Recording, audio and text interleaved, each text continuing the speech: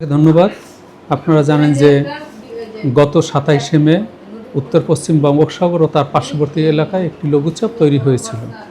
এই লঘুচাপটি ২৮শে মে সুস্পষ্ট লঘুচাপে পরিণত হয় এবং এটি আজকে সকালে কিছুটা শক্তিমাত্রা অর্জন করে নিম্নচাপে পরিণত হয়েছে এবং এটি আরেকটু শক্তিমাত্রা অর্জন করতে পারে। এর প্রভাবে বিশেষ করে সারা বাংলাদেশেই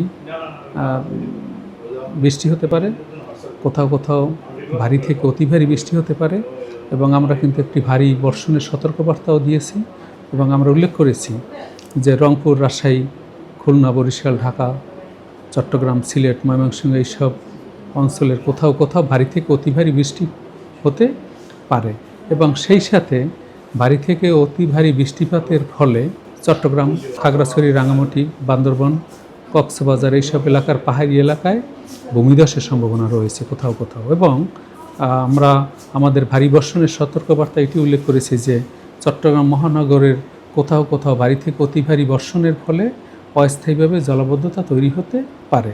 তাছাড়া সকল মাছ ধরার নৌকা ও ট্রলার সমূহকে আমরা পরবর্তী নির্দেশ না দেওয়া পর্যন্ত নিরাপদ আশ্রয়ে থাকতে বলেছি এবং সকল সমুদ্র বন্দর সমূহকে ৩ নম্বর স্থানীয় সতর্কতার সঙ্গে দেখিয়ে যেতে বলেছি। অভ্যন্তরীণ নদী বন্দরে যেহেতু অনেক নৌযান চলাচল করে, তারা যাতে সাবধানতার সহিত চলাচল করে। সকল নদী বন্দরকে আমরা ২ নম্বর সতর্কতার সঙ্গে দেখিয়ে যেতে বলেছি।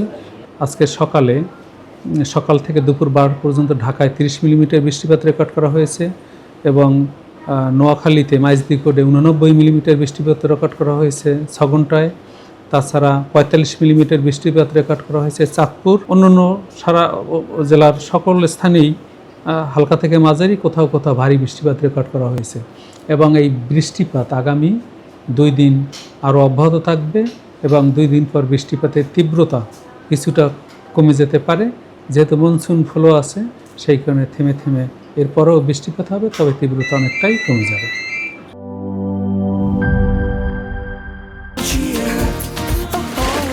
চিল হবে রিফ্রেশিং মুডে। চিয়ার আপ, চলো উড়াই খুশি।